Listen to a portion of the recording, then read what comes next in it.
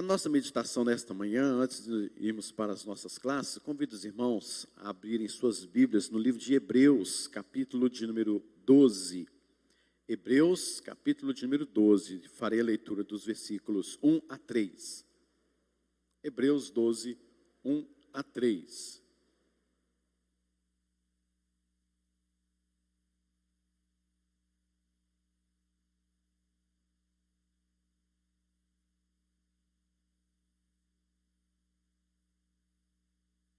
Hebreus capítulo 12, de 1 a 3. Nos diz assim a palavra do Senhor: portanto, também nós, visto que temos a rodear-nos tão grande nuvem de testemunhas, desembaraçando-nos de todo o peso e do pecado que tenazmente nos assedia, corramos com perseverança a carreira que nos está proposta, olhando firmemente para o autor e consumador da fé, Jesus, o qual, em troca da alegria que lhe estava proposta, suportou a cruz, não fazendo caso da ignomínia, e está assentado à destra do trono de Deus. Considerai, pois, atentamente aquele que suportou tamanha oposição dos pecadores contra si mesmo, para que não vos fatigueis, desmaiando-vos em vossa alma. Amém. Meus irmãos, quero enfatizar aqui o versículo de número 1, onde fala: corramos com perseverança a carreira que nos está proposta. O autor do livro de Hebreus, não sabemos que de fato seja Paulo, há muitas ponderações sobre isso, mas ele começa o capítulo de número 12 com uma conclusão. Portanto, ou seja, tudo que ele está falando, ensinando, escrevendo, inspirado por Deus, nos versículos, nos capítulos anteriores, de 1 a 11, ele está concluindo agora. E o que ele estava falando? Qual era o contexto aqui? O que ele estava narrando para ele chegar a esta conclusão? Ele está mostrando, queridos, a suprema grandeza do que é servirmos a Deus e da forma correta, diante daquilo que Jesus Cristo, como aquele que veio cumprir toda a lei, aquele que veio ser o nosso sumo sacerdote, aquele que veio a ser o nosso supremo, o Messias que está acima dos anjos, que tem toda a autoridade nos céus e na terra, que está acima das tipologias, das simbologias do Antigo Testamento. Então nós devemos viver de acordo com o que Ele nos ensinou, e agora o cristianismo é seguir a Jesus, e aqueles preceitos do Antigo Testamento se cumpriram em Jesus. Na verdade, o autor, ele vai até mesmo no livro de Êxodo, ou no livro de Números, Levítico especialmente, e transmite todos aqueles símbolos para Jesus, mostrando que aquilo que estava acontecendo em Levítico, que às vezes são coisas que nós muitas vezes não entendemos, não compreendemos de forma tão mais simples, então ele joga isso agora dizendo: aquilo era Cristo, aquilo é Jesus. E sabendo disso, nós não devemos mais viver como aquela época do Antigo Testamento, por meio de símbolos, sacrifícios, tipos, sombras, revelações, mas viver segundo Cristo. Portanto, aí que ele vai começar agora então a nos dizer esta conclusão acerca deste assunto. E ele está aqui propondo-nos o fato de que há uma carreira que nos está sendo proposta. Há uma carreira na qual todo o cristão verdadeiro, ele vai percorrer. E esta carreira que está proposta, nós devemos correr nela e com ela, com todos esses aspectos da pessoa de Jesus, e com perseverança. Então nós devemos pegar todo esse arsenal, todo esse conhecimento do que é Cristo, o seu fundamento, os seus ensinos, para aquilo que ele veio, de fato, o que é de verdade o cristianismo, e purificar de todas aquelas filosofias humanas, saber compreender o que de fato é viver em Cristo, segundo os capítulos anteriores, e agora você percorrer esta carreira em Cristo com perseverança. É interessante nós notarmos desde o início que a palavra carreira aqui, é a mesma palavra para agonia. Na verdade, a palavra agonia é quase que nela toda, até a mesma forma de falarmos, ela é quase, basicamente toda em grega. É uma palavra grega, agonia. Corramos com perseverança a agonia que nos está proposta. Soa meio estranho para nós, eu sei disso, porque parece que viver uma vida cristã é uma coisa tão boa, e de fato é uma coisa tão assim falada e narrada, que você muda tudo na sua vida, e é verdade, isso é plenamente, de plena convicção, mas há uma agonia que nós precisamos entender, que nós vamos viver. Já vivemos com os nossos antigos pais, vivemos no nosso presente e vamos viver a agonia pelo fato de sermos cristãos que seguimos a Jesus da forma como a palavra de Deus nos ordena a ser cristãos. Não adianta nada você dizer que a igreja está sendo, por exemplo, perseguida, mas se por um outro lado você não está seguindo a Cristo de fato como é nos ordenado nos capítulos anteriores. Então você não está sendo perseguido, você está sendo inconveniente. Você não está sendo perseguido. Você acha que está sendo perseguido, mas você está sendo perseguido por uma outra causa, senão a de Cristo. O próprio apóstolo Paulo mesmo nos fala que todos aqueles que desejam viver piedosamente em Cristo Jesus serão perseguidos.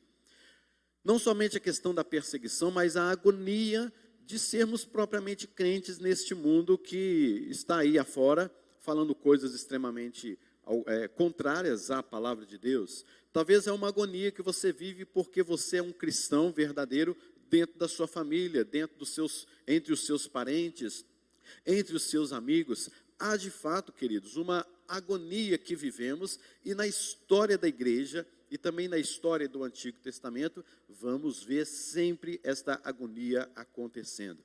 Basta você olhar para as histórias do Antigo Testamento, como Êxodo capítulo de número 2, Êxodo capítulo de número 3, aquela pressão de Faraó para matar as crianças. Basta você ver em outros lugares, como propriamente a história da igreja, nos primeiros séculos, a agonia que aqueles irmãos viveram, também porque viveram de uma forma cristã, genuína, autêntica, de acordo com aquilo que é de fato viver em Cristo Jesus. Não viver uma religião, não porque defende uma coisa ou outra, mas porque viveram especificamente com todo amor e perseverança a carreira ou a agonia que lhes foram proposta.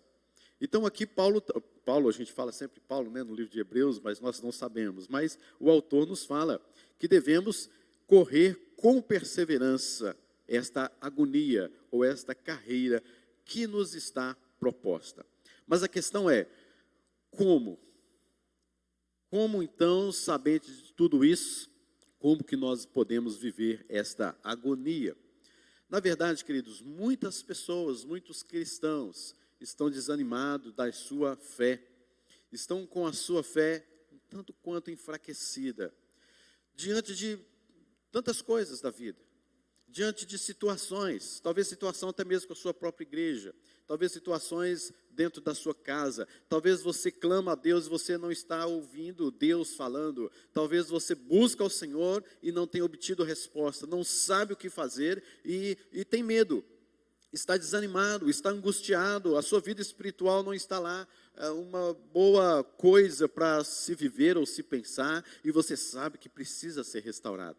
E diante desta agonia, é que Paulo então, que o autor do livro de Hebreus então, vem nos mostrar como devemos viver uma vida cristã com perseverança. Viver esta carreira que nos está proposta com perseverança.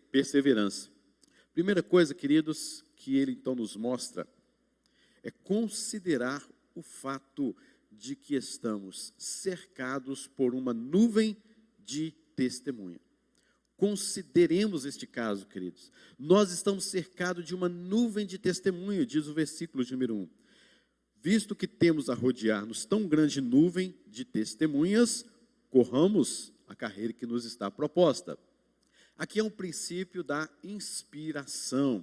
O princípio da inspiração.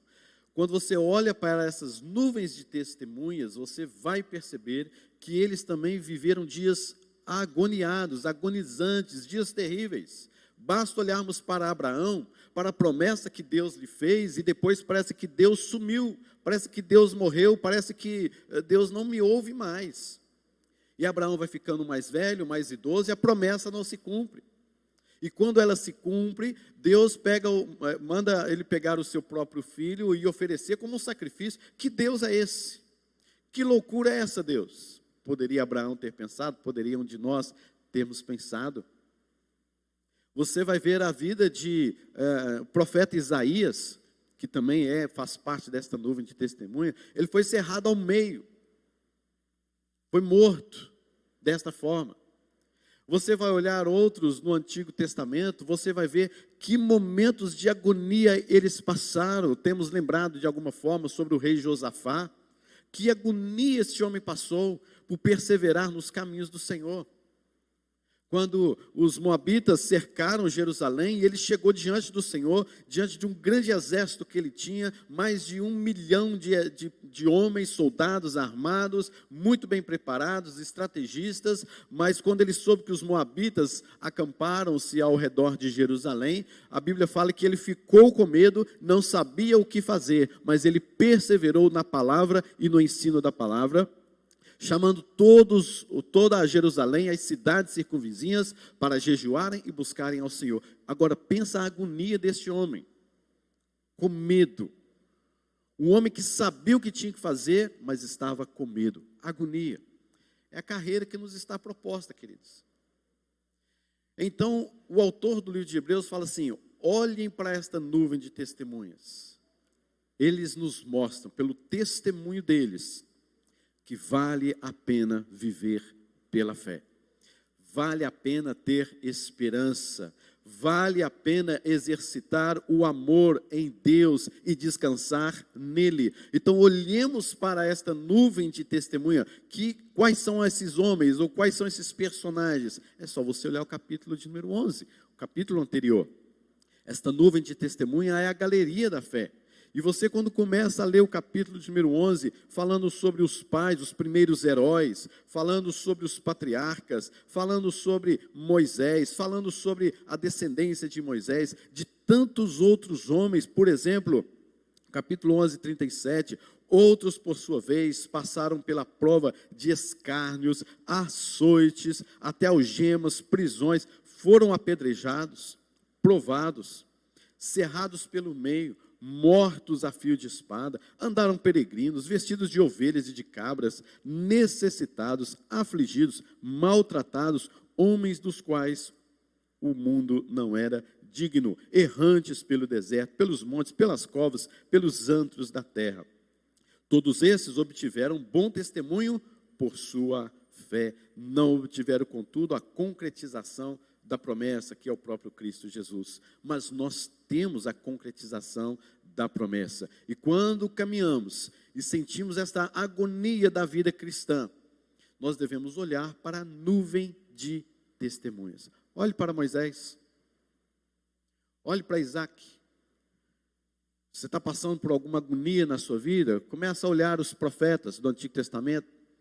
Começa a olhar para os juízes e reis que andaram piedosamente com o Senhor Jesus Cristo, voltando à palavra de Deus. Então esse é o princípio da inspiração.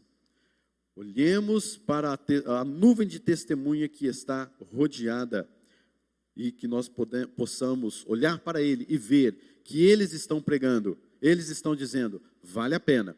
Não é, claro, queridos, como a intercessão do catolicismo, né, que pega este versículo mesmo e fala sobre a intercessão de homens em nosso favor lá no céu. Não é isso que o versículo está dizendo, como a doutrina católica apostólica nos ensina, mas é o fato de que olhemos para o seu exemplo, olhemos para as suas coragens, para as suas fraquezas, para os seus pecados, e olhemos que a graça de Deus estava sobre eles, e assim também a graça de Deus estará sobre nós. Então vamos nos inspirar também neles, para percorrermos a carreira que nos está proposta.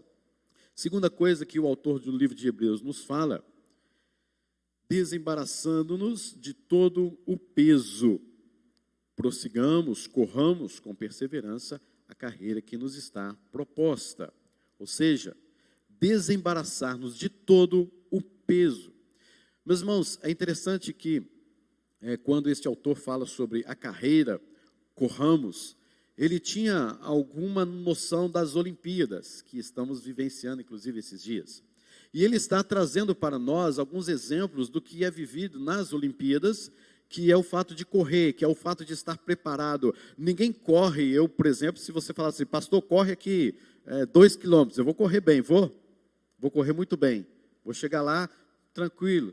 Não vou, né, talvez. Se pedir para correr 100 metros, talvez ainda eu vou chegar lá suado e, olha, me ajuda aqui, porque o negócio está feio, né?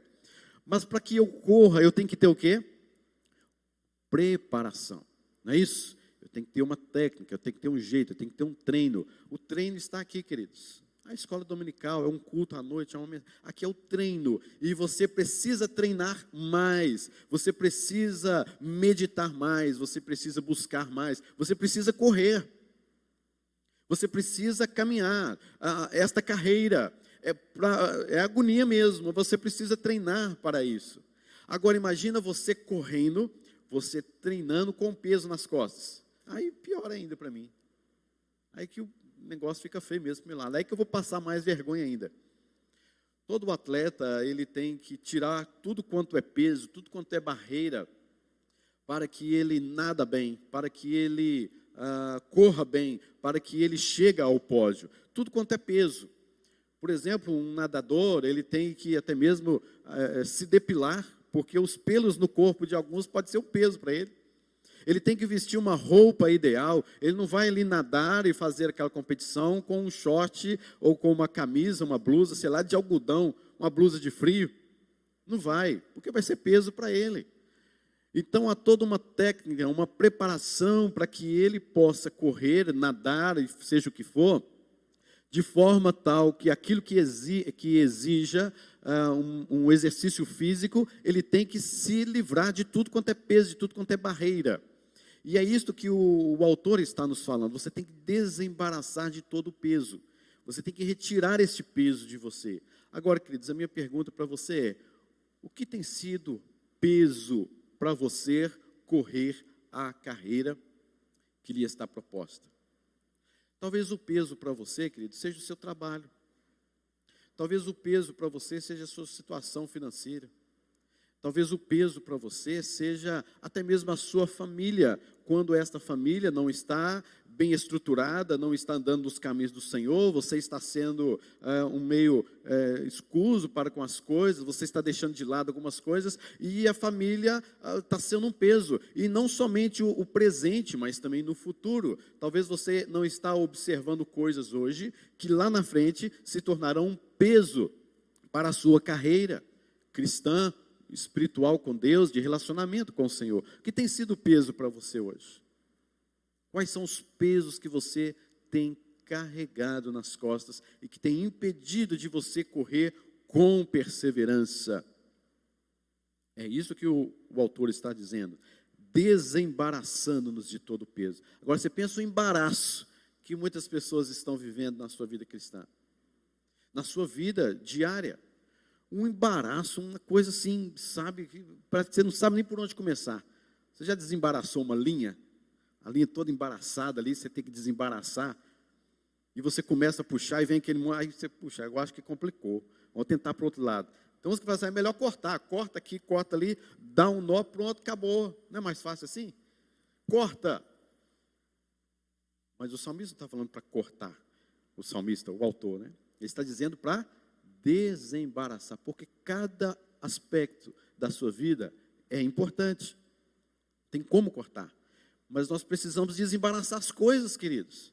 Há muitas pessoas, às vezes, que vivem esta vida e, às vezes, colocam a culpa na igreja, no pastor, no presbítero, no diácono, no fulano, no ciclano, no beltrano, e vai-se por aí afora, mas quando vai ver, é a vida dela que está embaraçada, e ela está com peso, ela está carregando um peso na sua vida e não tem jeito de exercitar nem a fé, nem a esperança, nem o amor. Ela não consegue enxergar e às vezes coloca a culpa em Deus, às vezes ora, busca a Deus, mas não sabe que o problema é que a vida dela está com um peso danado e ela está tentando carregar isso há anos, há tempos e não consegue se desembaraçar.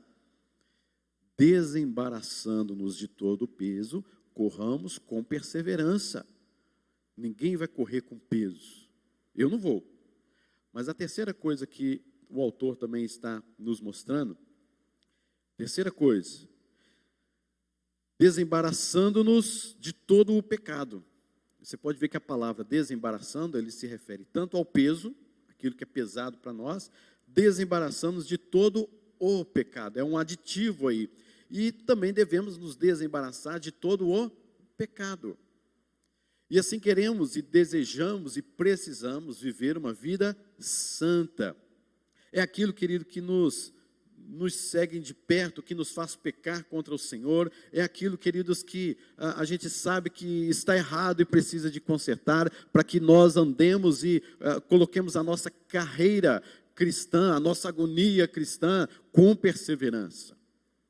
O peso aqui que ele fala, ou melhor, o desembaraçando-nos de todo o pecado, pode ser exatamente a nossa natureza pecaminosa. Nós somos pecadores por natureza, constantemente nos levando a desejar aquilo que é um empecilho no meu relacionamento com Deus, aquilo que brota no nosso coração e atrapalha essa maratona. É o pecado que nos assedia tenazmente.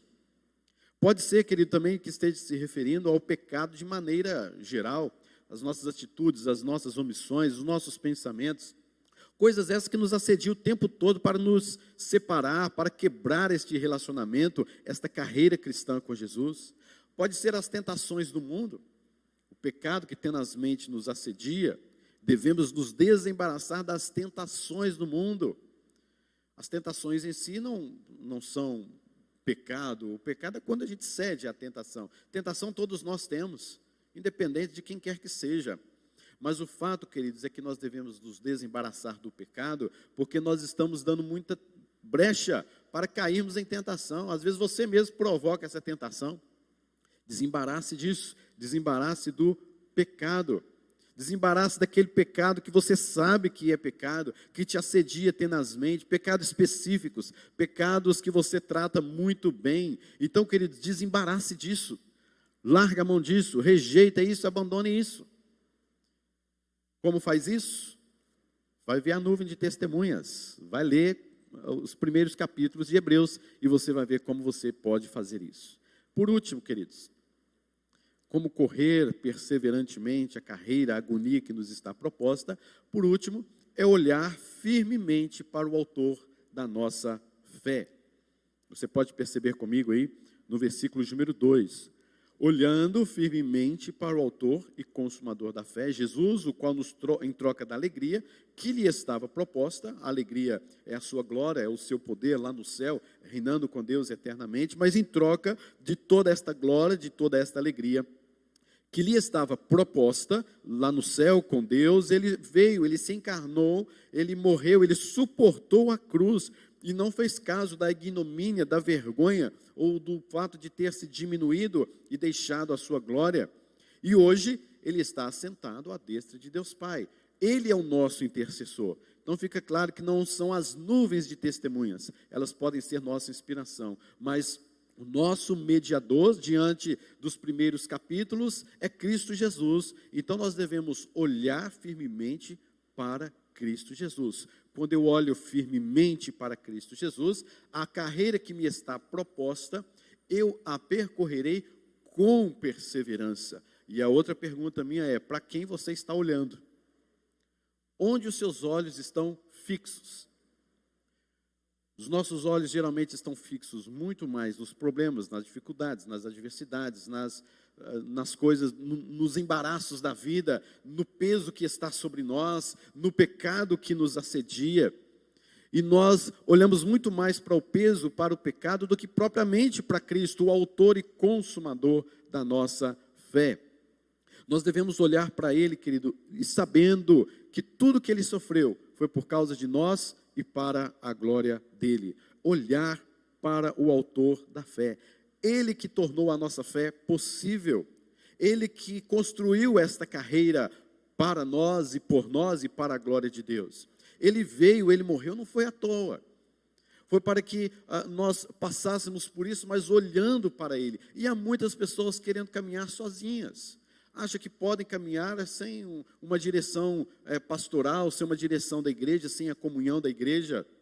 Olhando sempre, a igreja tem que olhar sempre para o autor e consumador da fé.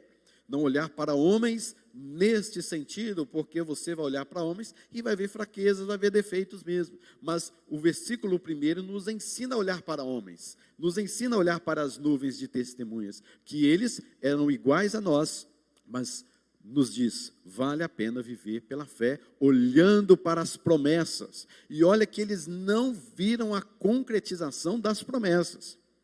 Eles viram as promessas, eles pregaram as promessas, diz o versículo de número 39 do capítulo de número 11.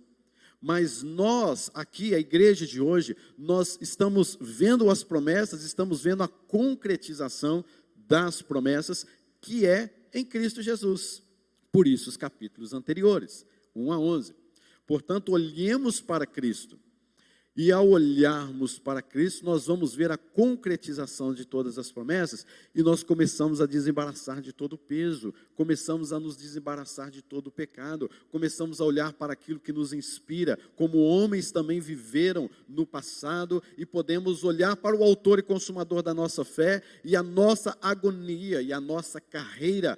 Vamos caminhar, vamos correr com perseverança, mas é preciso olhar para Cristo Jesus. Se você desviar os seus olhos, você não corre não. Se você olhar para a tempestade, para as circunstâncias, para as dificuldades, você não caminha não, querido. Então, um cristão, verdadeiramente cristão, por mais que ele esteja desanimado da sua fé, por mais que ele esteja em agonia, correndo a carreira, ele deve olhar para as nuvens de testemunhas, ele deve se desembaraçar de todo o peso, ele deve se desembaraçar de todo o pecado que o afasta da comunhão com Deus, e ele deve olhar firmemente para o autor e consumador da nossa fé. E o versículo número 3, para encerrarmos, diz: considerai, pois, atentamente, aquele que suportou tamanha oposição dos pecadores contra si mesmo, para que vós não vos fatigueis, desmaiando-vos em vossa alma. Então o autor está dizendo assim: considere, leve em consideração, observe com prazer, atentamente, ele diz este advérbio, atentamente, minuciosamente, observe aquele que suportou tamanha oposição dos pecadores. E quando você considera isso, quando você leva a vida do Senhor Jesus Cristo, nosso autor e consumador da fé, você passa a considerar algumas coisas que vão ao encontro da sua carreira, e você começa então a entender algumas coisas, e a sua carreira, a sua corrida fica mais leve. Mas considere atentamente o que Jesus Cristo passou. Aí você olha ao seu redor e fala assim: meu Deus, eu estou me embaraçando com isso. Eu estou criando um embaraço com o irmão, com a esposa, com o marido, com o pastor, com a igreja do Senhor, com alguém, com as circunstâncias por causa disso. Aí quando eu olho para Jesus, eu falo: não acredito que eu estou criando barreiras por conta disso. O que Jesus Cristo fez, considerando atentamente o que Ele passou, a oposição de pecadores contra si mesmo, e eu aqui me embaraçando com isso. Tenha dó, acorda, desperta, querido. Atente para a sua vida, considere Cristo Jesus. Para de ficar de nhenhenhen, né? Para de ficar com essa coisa toda que não pode, que isso, aquilo outro e tal, etc. Para com isso, queridos. Vamos correr. Há uma carreira que devemos perseverar. Há um alvo que precisamos atingir. E fica com uma coisa ou outra aqui e acolá. Desembarace disso. Em nome de Jesus. Olhe para Cristo, olhe para o autor e consumador da fé e vamos embora junto, mãos dadas, correndo perseverantemente em nome de Jesus. Mas considere atentamente a vida do Senhor Jesus Cristo. Que Deus nos abençoe, queridos, que você possa viver de modo tal que, assim como Jesus foi perseverante diante das provações, assim olhemos para Ele, que está acima da nuvem de testemunhas, daqueles que de fato nos mostram acerca do viver pela fé na promessa do Senhor Deus. Amém? Meus irmãos, nós vamos